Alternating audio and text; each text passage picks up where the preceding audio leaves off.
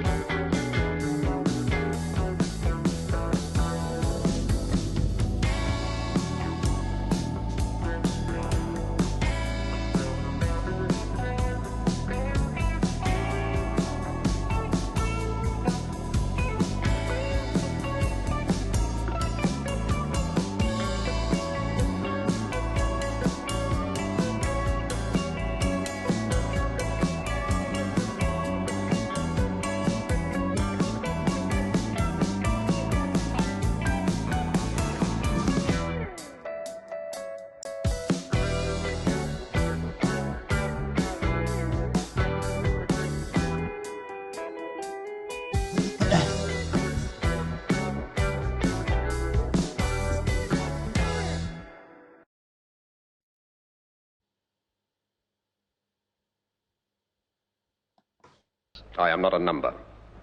I am a person. Well, I felt like a prisoner for the last 8 weeks, locked up alone in my apartment. But as you can see, I've broken free. And for the next 30 minutes, this is Extra Time. Okay, I think we're live. Welcome friends, my red family and everyone else who knows me. That was a digital intro. Now you're back with a humanoid. This is live and this really is Extra Time. So if you can hear me, please let me know because didn't get time to do a proper test. It's all been last minute. Squeaky bum time, as Fergie would have said. I seem to be getting a few thumbs up. I've been experimenting on the run-in with the comments and it's good to see people there, so I'm not talking to myself. I haven't actually got a script as such. Well, I actually thrown the script out the window because we had some technical problems and I had to lose some of my items. I'm going to cut from this to another camera in a minute, so hopefully it'll work.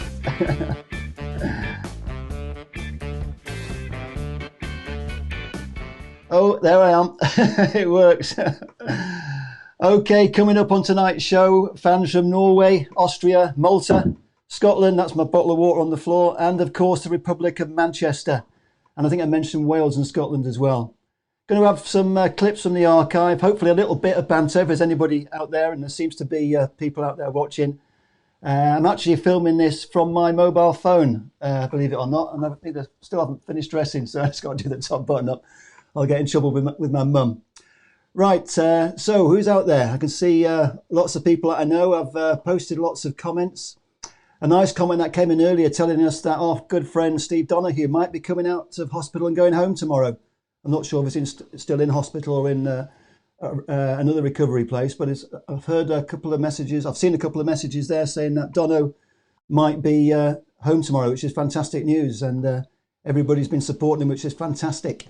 Okay, so what's coming up? Later in the show, I'll be playing a clip from in between lots of different devices here, so please excuse me because I'm trying to get...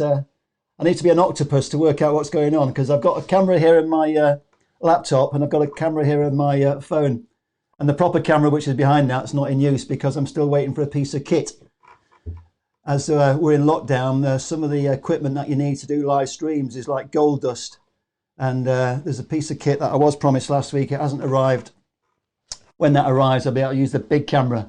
But at the moment, it's not looking too bad. Oh, I'm not sure where to look. Yes, I'm looking over there. That's the that's the iPhone camera. Okay, later in the show, we'll be mentioning, or as a lot of you guys know, I made a film about the world's oldest Manchester United supporters club based in Malta.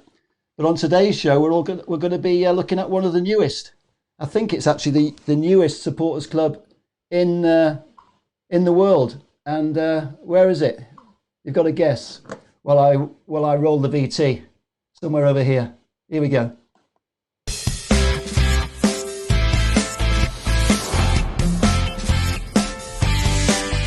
No, false start. That was the wrong VT. Where's it gone? Okay, we're going to have a change of plan. We're going to go to... You'll see that from during the week, I was asking people to send me their 15-second videos to tell me who their favourite players are and why. I'm more interested in the why than who the player is because a lot of us choose the same players. So why, and a couple of people have also given me their favourite memories as well. So I'm going to replay that fans video while I try and find the Austria video. I've given the game away now, but here we go. Press this.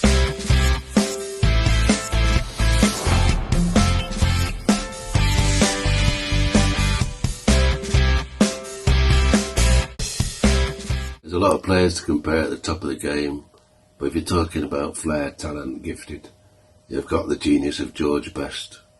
Old Trafford and the world will never see another like him. My greatest United player has to be Cantona.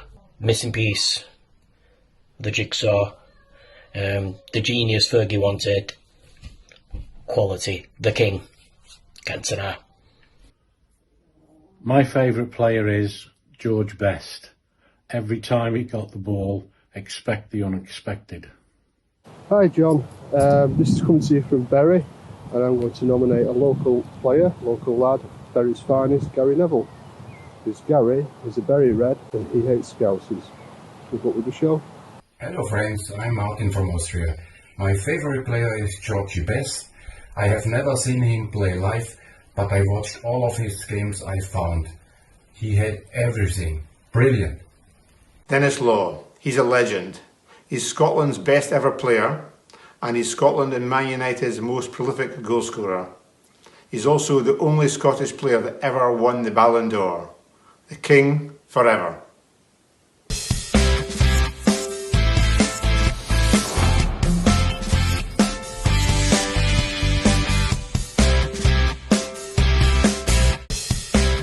My favorite memory was the 1999 final in Barcelona against Bayern Munich.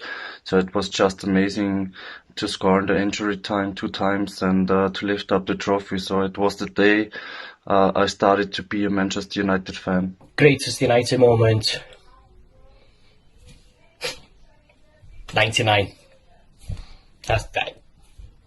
What else can I say? 99. Yeah. 2008 close second. Okay, those are the guys who got in before the deadline. There is another couple of videos. I'm hoping to get one of them in later in the show. At the moment, I'm having trouble finding some of the VT packages.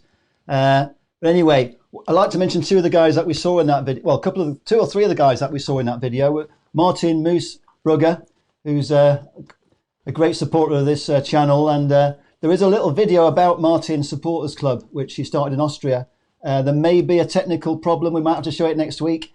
But I can tell you it's worth waiting for, even if you have to wait until next week. I also like to mention David Sutty, who's one of the leading guys at the Denis Law Legacy Trust. Obviously, he nominated Denis Law. I was hoping to show a little video about the Denis Law Legacy Trust charity Street Sport, but that's going to have to wait until next week because that didn't get made. So another apology there for David Sutty. But please watch next week. I'll do my best to get the Street Sport feature on next week. And also my good friend Phil Downs.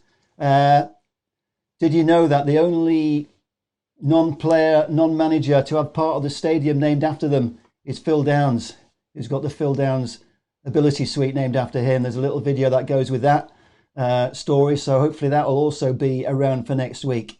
Now then, there was somebody who who didn't read the instructions that it was supposed to be 15 seconds, but here's a video for one of my very good friends who is going to nominate his favourite player. Hi John, good luck with the show. The greatest player I've seen play for Manchester United is Mr Roy Keane. Loads of reasons. Roy Keane, I just need to think back to that time when Manchester United were winning everything. Roy Keane won the lot. And for me it was because of Roy Keane that Manchester United won the lot. His unquestioned commitment to Manchester United, the standards he set and the standards he expected of his players. He was the most wonderful player.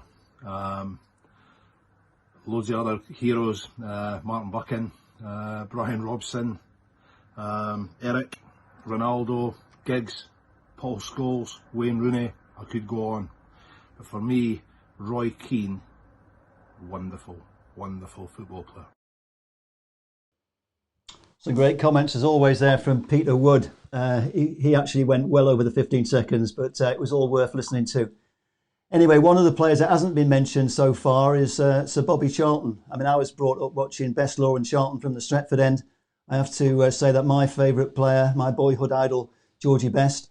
Denis Law is a very good friend of mine, which is it's amazing that I had the privilege of making films with Denis, George and Bobby during my time. And hopefully, as I get to dig into the archive on future shows, I'll get to show you a few clips. And here's one now from one of those aforementioned superstars.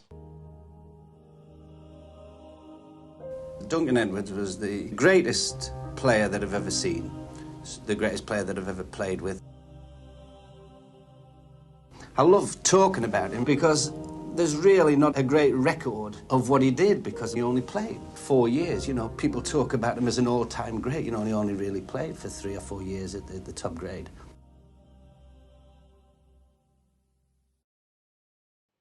Yeah, I just saw a message come up there from Anne-Marie, and I was going to mention Ollie with a little video, but saving up for next week, Anne-Marie, and hopefully you'll send me that photograph, because I know there's a beautiful photograph of you, Anne-Marie, with Ollie. I remember before Christmas, Ollie was the guest speaker at the Mudsa annual dinner, and he was absolutely fabulous that night. And he made you realise that he is a manager that really loves Manchester United, and he's doing it the Fergie way. And I think Ollie's going to be a very successful manager for Man United if he gets the time and the backing, which I think he will do. And anyway, shout out there for Anne-Marie. So what's next? Let's have a look. One of the guys that was mentioned there, I'm going to have to sort of maybe scrub through this one, but here's a little bit from one of those players that was mentioned. Let's roll the VT. This is a little bit like a rehearsal. Go on. Stuck. Why is it not working? There you go. Oh, it's a false. I think I pressed it twice. This is better than a rehearsal, isn't it? Because it goes. They always say it'll be all right in the night. I think it might be the computer having a bit of a seizure, but let's give that another go. Go to there. Maybe we'll come back to that one. Okay. Now then.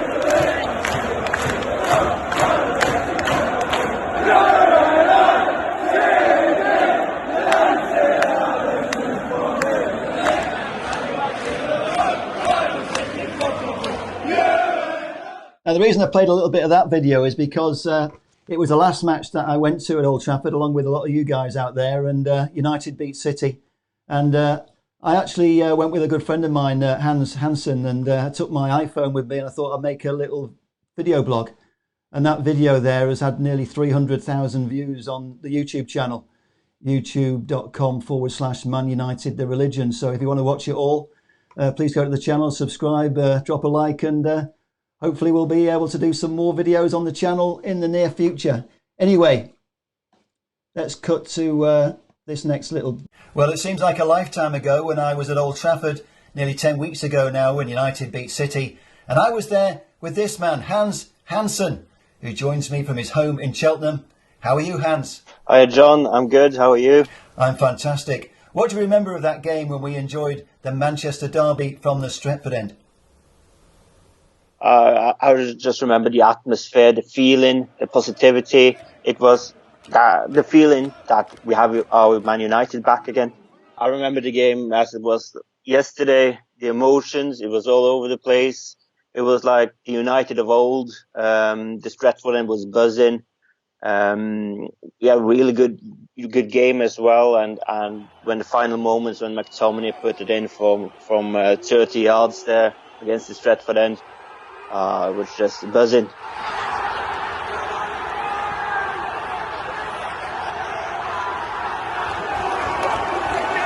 It's a great game to remember what the atmosphere was like at Old Trafford. And none of us know what's going to happen, but it could be a long time before we get to do that again. Yeah, well, if it takes a long time, what a way to go out. Perfect way, really. I think we're all missing the games, we're missing the atmosphere, we're missing the fans, the other people, friends, family. So just looking to go back as soon as possible, and you just have to take the time that we need. It has to be safe to go back to football games, and when it's safe, I'll be the first one there.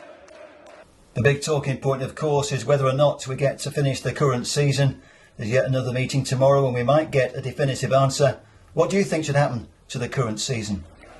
To be fair, I don't care how they finish the season as long as they finish the season, but I won't be upset if it's null and void. I want it to be null and voided, but it's above my pay grade really to finish the season, but it should be finished now. I think so. It's been too long since the last game. It feels like this is the last chance really. Either the season's null and void or we get to finish the season in June and July. And hopefully we'll find out tomorrow. Hopefully we'll see tomorrow what happens. Absolutely. And I hope, Hans, I get the chance to go to another match with you again soon. Thanks for joining me. Yeah, no worries. Thank you for having me, and you're welcome anytime, mates. Take care. So as you see, that was a chat I had earlier with Hans. And okay, let's see if I can find some of these missing VTs. A lot of you guys hopefully were watching Alan Keegan before this show. Alan's done a fantastic job for the last 7 weeks now. I can't believe it's 7 weeks that Alan's been doing his Wednesday night Let the Football Do the Talking. I know that Alan's done a fantastic job, and he's been really helpful of me. And this, as you can see, is a little bit rough around the edges, but pretty much the first rehearsal, to be honest. And yesterday, I think it was, I had a chat with Alan, so let's hear from Alan. Hopefully, technology permitting, I've got on the line now a very special guest. It's the voice of Old Trafford, Alan Keegan. Alan, how are you? Hi, good evening, John. Nice to speak to you. How are you, mate?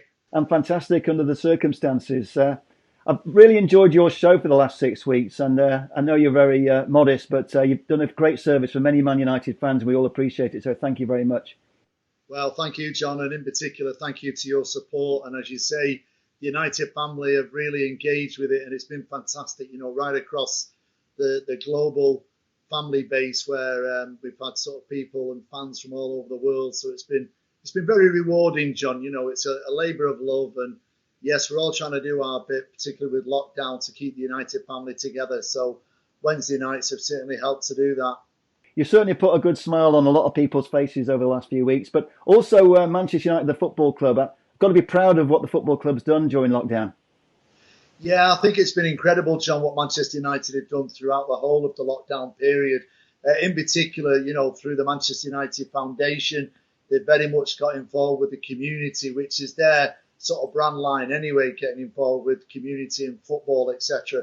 But the fact that, they've got involved with the community through the services of the staff and the vans and doing all the delivery of packages. I mean, it's just grown week in, week out, from 10,000, 20,000, 30,000 deliveries. So it's been an amazing job. And I know that John Shields and all the team with the foundation have been very proud of what they've achieved throughout the lockdown and are continuing to do so as well. I know we all want to see football return to Old Trafford, and maybe tomorrow we'll get some news from the Premier League. And we'll want to hear your voice at Old Trafford, the stadium, not just on the live streams. Yeah, well, I've really missed Old Trafford, John, because the last game I did was a good game to finish on because it was against City in the derby. And, of course, that was a glorious day for us. And in particular, that sort of last-minute goal by Scott McTominay, the exhilaration and the sort of euphoria in the stadium. It's been a while since I felt it like that. So, yeah, I'm missing Old Trafford. We're all missing the football. We're missing match days. And hopefully, as you say, when they have the meeting tomorrow, they'll make the right decision for the good health of everybody who's going to be involved. We all hope so. Thanks very much, Alan, for joining us, and congratulations with your show again, and look forward to your next one. Take care, John. Speak to you very soon, mate. All the best. Fantastic. What I have to say is that this show was right up to the edge. It was squeaky bum time because I had a complete meltdown with the equipment, and I actually got a piece of kit out of a box which only arrived this afternoon, and plugged it in, and that came to the rescue. So it was almost no show at all. So I've totally had to bust this show. I did have a nice running order and a nice script, and totally gone out the window. But I can't believe it. We're already in Fergie time. I was told that I'll be struggling to make it to 30 minutes, and that was obviously a joke because I can talk for England, and I've already got through most of the videos that I was. I've got some videos on standby, and I have to apologise to Martin Moosbrugger and to Nicholas because they were expecting to see a video about their supporters club in Austria, but it seems to have got lost in the confusion, and it's not on the system. So I'm going to have to save it for next week, but I can promise you it's definitely worth waiting for. And Martin, I'll send you a private viewing so you can see what's coming up next week. But thank you for sending it in, and apologies that it hasn't made the show this week. A couple of things that are on the system. I mentioned the oldest Manchester United supporters club, a quick switch there from the newest. And I was going to do a little promo for it, but I'm just going to do a couple of little random clips. So here goes if it works. Manchester United became a religion for me. And I said one day I have to go to Old Trafford. That was what's happening to this? It's not working. Come on. That was a very short bit featuring the first founder who founded the club. George Kissan was also a founding member. He's still with us today. And also you'll have spotted there Joseph Tedesco, the current president, who was dancing in the fans and singing as he always does. What a fabulous man. Love you, Joseph Tedesco. There's another little short clip here if it'll play. Let's see. No, it doesn't want to play. It's a bit like the Cantona clip from earlier. But anyway, we're 35 minutes in. We're well into Fergie time. So I think all that remains to be said is thanks for joining me. I really appreciate you spending your time, especially after another blockbuster programme from Alan Keegan, who's doing a fantastic job knocking it out of the park. I know this has been very rough and ready, but hopefully by next week it'll be a little bit slicker. And I hope you appreciate the little VT pieces that I made during the last couple of days. I'm really disappointed I didn't get to show you all of them.